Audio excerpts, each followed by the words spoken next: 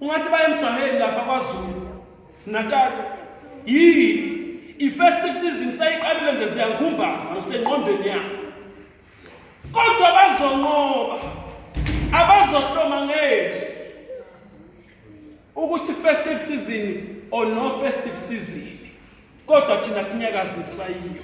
Amen. Kodwa thina sihlomile. Ngicela ukubuza sawuhlomile yini wena? Ngoba uJesu angabuya nje nangalo festive season onosayiplanela ukuthi siyakwazi bani thina. Lalela, ngiyakhumbula sengikhuselisiwe inceke yenkosi. Sengisindisiwe.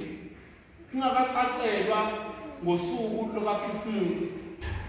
Ngake ngabuphuza utshwala bazalwane ngoba ngangithi ngiyacelebrate nami. Celebrate uChristmas. Bazalwane angikaze ngihlanze into. Nganquma ngaleso sikhathi ukuthi mina notshwala sizinto ezimbili esingafanelekile ngoba ngangithi phela nami ngiyacelebrate ngithi isuku oluyi-1 nje lokujabulisa. Sengivele ngisindisiwe. Manje ngalo Christmas sengithi nami ngijabuliseke ngoba phela usuku oluyi-1 enqaba ukuthi uyawa ngalo suku kaChristmas na uvuke ngakusasa. Uwa nje ngoChristmas bese uvuka ngokusasa. Lalela sikholwa abazalwane 360 days in a year. Sikholwa 7 days in a week. Sikholwa 30 days in a month. I-festive season ayishintshi thina. Abanye nje izobashintsha abazalwane kulezi zinsuku. Hlomani zikaNkulunkulu zenikwazi ukumelana nemimoya ekhona la ngaphandle ezobe inlwisa nangalesi sikhathi. Eminye bazalwane ngiyazi ukuthi nizohamba nemakhaya kunemimoya nje nilindile khona edinga ukonilwisa futhi siziyanazi ukuthi niyobuya nge-festive season seyihlomile ngengovolo. Kodwa uma uhlomile wena uzokwazi ukunqoba izimo zakhona. Amen.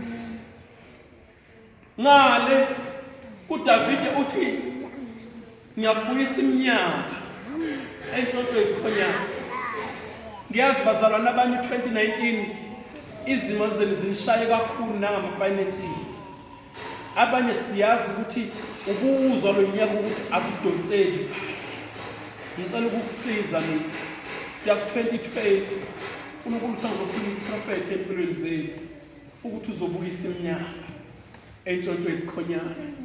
Konke okulahlekile ngo-2019 ngo-2020 kuzobuya wena themba uNkulunkulu. Hlomikali wena. Hlomikali kaNkulunkulu. Qina uhlomikali kaNkulunkulu bantu abasha. Hlomikali. Faka ama-CV nalakhona bese uzwa khona ukuthi akusafakeki. Hlomikali zama-CV akho. Qhubeka uphonsa inethi ngoba ufuna ubuye nenhlanzi eziningi. Lithi zwa uNkulunkulu abafundi sebashikashikeke ubusuku bonke benoJesu. Ubusuku bonke bayabuya bathi Jesu kudala sishikashikeka ubusuku bonke sishikashikeka ubusuku bonke kanti weJesu yini amanethetha wabuyina lutho.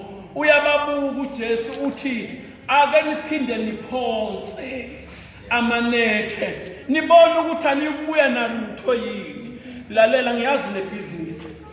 Ngiyazi ukuthi unekhampani. Ngiyazi ukuthi ikhampani yakho ayikubona kahle izinto azikhambeni kahle. Ngiyazi ukuthi uyathengisa nje sicaladdini. Ngiyazi ukuthi ama-finances akho awahambelanga kahle kulonyaka awuphinde uphonse nethi. Ubone ukuthi azizibuya yini inhlanzi. Lithi zwa uNkulunkulu babuya nenhlanzi base bememeza nababehamba ngomkhumbi omunye bathi yeyeni silekeleleni nawe ngo-2020 kunabantu ozobabiza ozothi ngo-2020 abazokubambisa nazi imali kwi-account yakho